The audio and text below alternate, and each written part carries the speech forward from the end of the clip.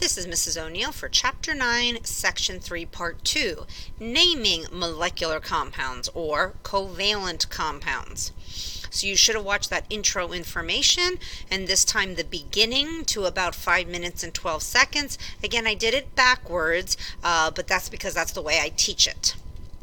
So here are my notes. He talked about looking at a label, and those ingredients really tell us what's in that particular item.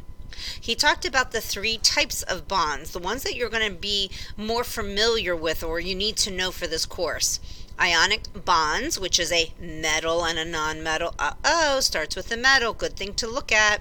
Your metallic bonds are 2 metals or a pure metal, and those would be alloys if it's a mixture of metals. And your covalent would be starting with a non-metal or have 2 non-metals together.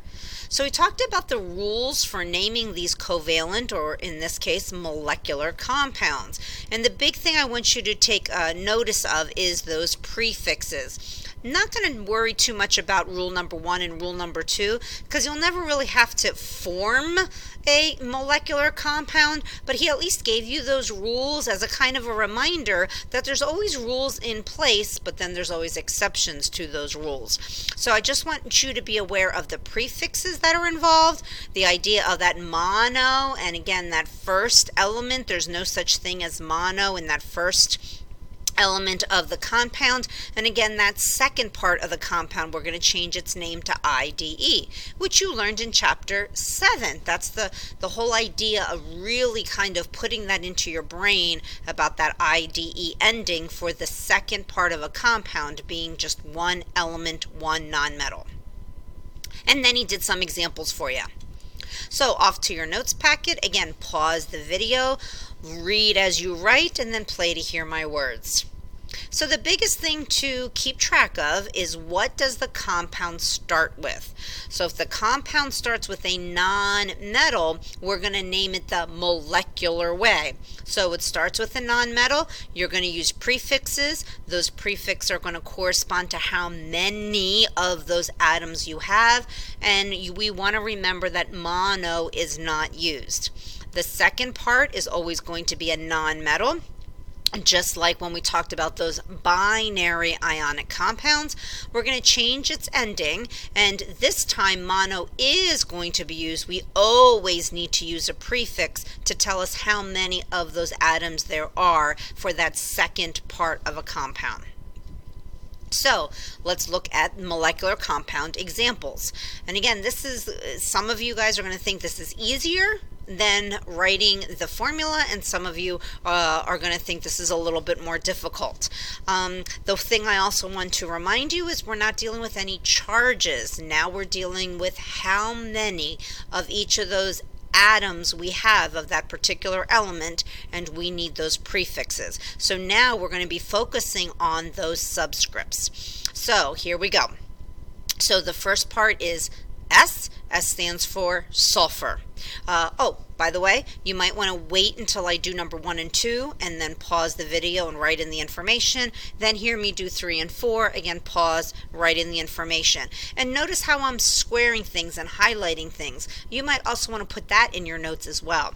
All right, so I'm sorry, so back to this. So S is for sulfur, and now where am I going to look? I'm going to look at how many I have. Since there's no number there, it's an understood 1. However, for your first part of the compound, mono is not used. So sulfur stays sulfur.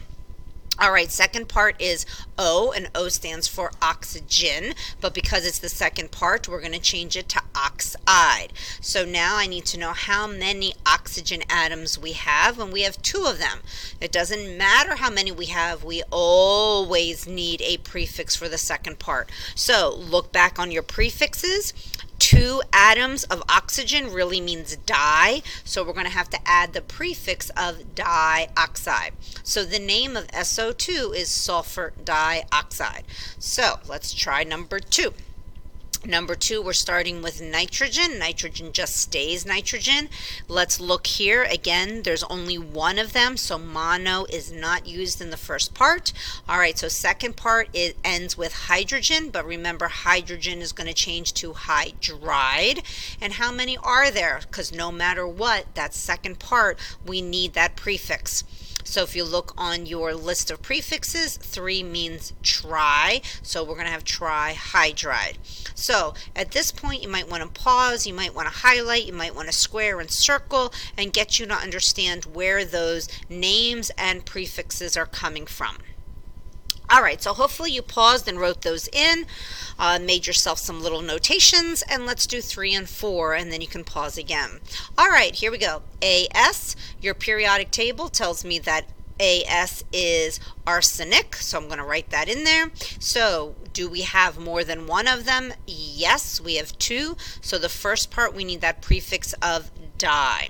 All right, second part, sulfur changes to sulfide. Again, you should be used to that by now.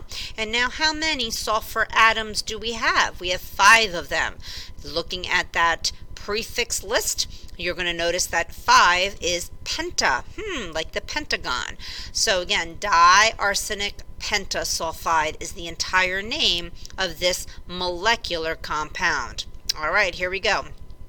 Br is bromine, and it stays bromine. How many do we have? Oh, we have 4 of them, so we do need that prefix of tetra, kind of like Tetris. If you've ever played Tetris, every shape has 4 little squares to them. That's why it's called Tetris.